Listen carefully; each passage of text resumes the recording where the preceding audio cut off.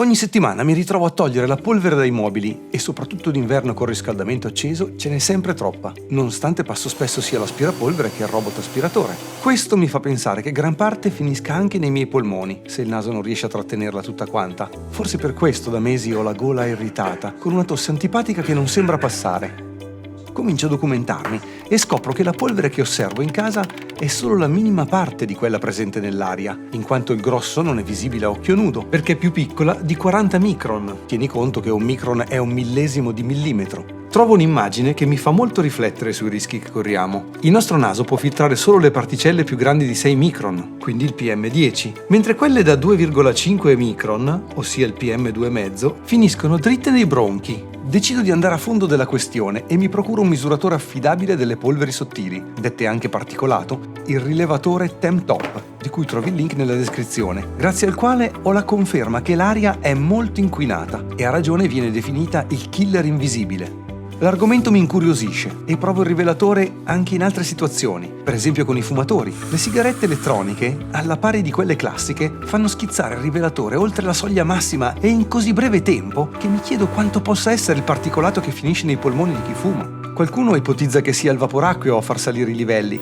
Provo con l'acqua che bolle e non varia la misurazione, quindi è ininfluente. Tra le mura domestiche la situazione è per fortuna migliore, ma mi rendo conto che a poco serve aprire le finestre per cambiare l'aria al mattino, perché quella esterna è molto inquinata, perlomeno dove vivo io. Tempo fa avevo fatto una ricerca su quali piante d'appartamento prendere per purificare l'aria e tra queste avevo trovato la sansevieria, la dracaena, la pothos, ma la loro funzione si limita a ridurre la CO2 producendo ossigeno. Per il particolato non possono ovviamente garantirmi un ambiente salubre. Decido quindi di cercare su internet una soluzione innovativa. Per prima cosa guardo su YouTube per vedere i video di chi ha prima di me affrontato il problema e trovato una soluzione. Ma nessuno mi convince. Prendono in esame solo i dati pubblicizzati dal produttore dei purificatori d'aria, senza considerare ad esempio la fluidodinamica e la filtrazione meccanica. Che cosa c'entra la fluidodinamica? Se prendo ad esempio un purificatore che ha una piccola ventola, come posso immaginare che riesca a far circolare l'aria di un'intera stanza per pulirla? O ancora, se il purificatore è dotato di una lampada agli ultravioletti, è vero che uccide i batteri, ma se non ha un filtro poi questi vengono immessi morti nell'aria e li respiro e possono arrecare danno comunque al mio organismo, creando irritazioni e allergie. Quindi sia la fluidodinamica che i sistemi di filtrazione sono due elementi fondamentali per la scelta di un purificatore. Per quanto riguarda la trasmissione di virus, la teoria che ci hanno insegnato durante la pandemia, che basti tenere 1 metro di distanza per evitare il contagio, non mi ha mai convinto. Ma questo è un mio parere personale. Se quando fai le bolle di sapone basta un po' d'aria per portarle molto lontano, quando una persona starnutisce o parla, le goccioline di aerosol non possono avere lo stesso comportamento delle ben più pesanti bolle di sapone? È vero che forse all'aria aperta si riduce la concentrazione perché le particelle si disperdono più facilmente, ma al chiuso non può accadere altrettanto. Trovo un video dell'Università dell'Oregon che conferma la mia ipotesi. Se in un locale dotato di aria condizionata una persona starnutisce, ben presto tutti quanti vengono interessati.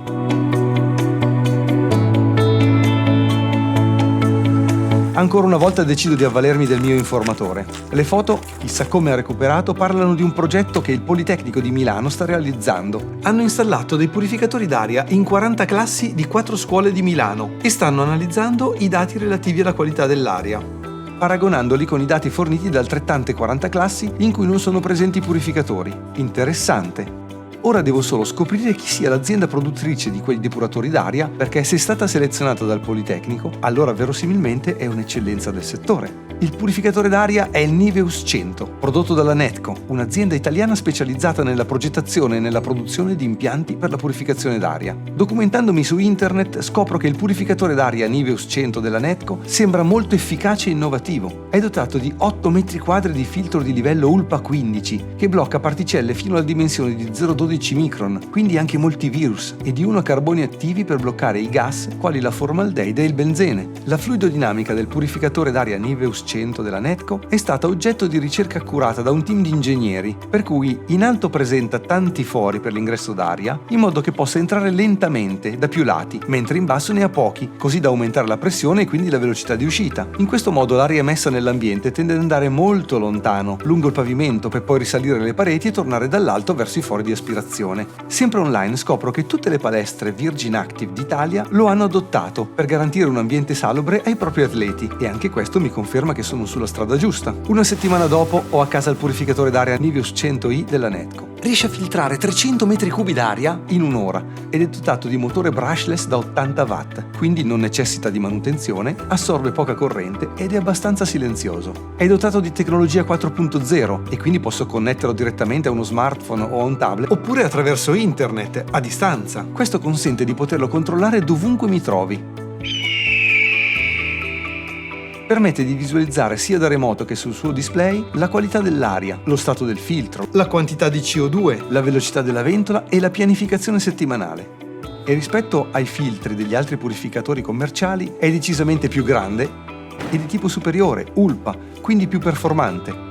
La cosa mi intriga e decido di documentarmi a fondo. Scopro innanzitutto che esistono diverse categorie di filtri. Si va dagli EPA e HEPA, che bloccano particelle di dimensioni 0,3 micron, agli ULPA, in grado di bloccare con accuratezza maggiore particelle delle dimensioni di 0,12 micron. Quindi in teoria anche gli allergeni e i virus come il Covid, che ha dimensione 0,16 micron. Per bloccare i gas invece è necessario utilizzare filtri a carboni attivi. Per quanto riguarda la CO2, non essendo filtrabile è sufficiente aprire la finestra quando il sistema ti avvisa di un elevato livello nell'ambiente e poi il purificatore si occupa di rendere pulita l'aria così immessa dall'esterno. Se la CO2 supera le 1000 parti per milione, porta infatti a stress sul corpo, difficoltà di concentrazione e stanchezza. A proposito del filtro, è l'unica parte soggetta a deperimento e va cambiato circa ogni 8000 ore, quindi dopo un paio d'anni utilizzando il purificatore d'aria per 12 ore al giorno. Inoltre sulla parte superiore è presente un caricatore wireless per smartphone e questo è comodissimo perché alla sera posso appoggiarci il telefono prima di andare a letto e trovarlo carico al mattino. Questo purificatore d'aria ha poi la possibilità di impostare il colore della luce emessa ed è dotato di rotelle per poterlo posizionare dove è più utile.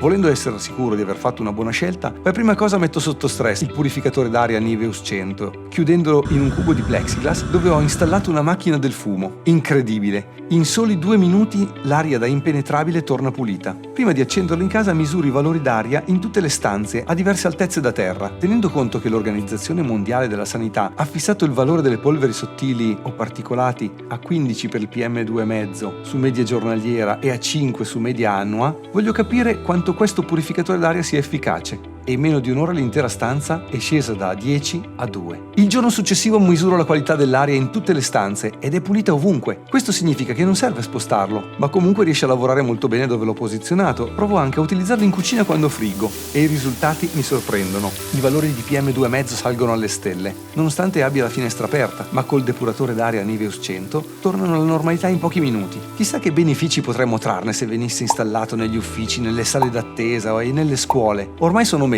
che ho il purificatore d'aria Niveus 100 della Netco e lo lascio acceso sempre, giorno e notte, e la toste fastidiosa che mi accompagnava da mesi è scomparsa. Sarà un caso? Forse no, visto che il Niveus 100 è certificato contro gli allergeni. Proprio per questo mi sono dotato anche del modello Niveus 50i più piccolo e dai costi più contenuti. Ha lo stesso motore brushless da 80 watt del Niveus 100, ma un filtro più piccolo, 4 metri quadri ULPA e 4 metri quadri carboni attivi, che tengo in camera da letto. Tanto a velocità 1 non mi dà fastidio e facendolo andare giorno e notte ho sempre l'aria con PM2,5 pari a 0. E con l'app Niveus puoi controllare non solo tutti i purificatori che hai, verificando quanta aria stai purificando e quanta energia elettrica stai consumando, ma anche avere informazioni sulla qualità dell'aria all'esterno. Sperando questa recensione possa esserti di aiuto per vivere in modo più sano, ti auguro una fantastica giornata. Ciao!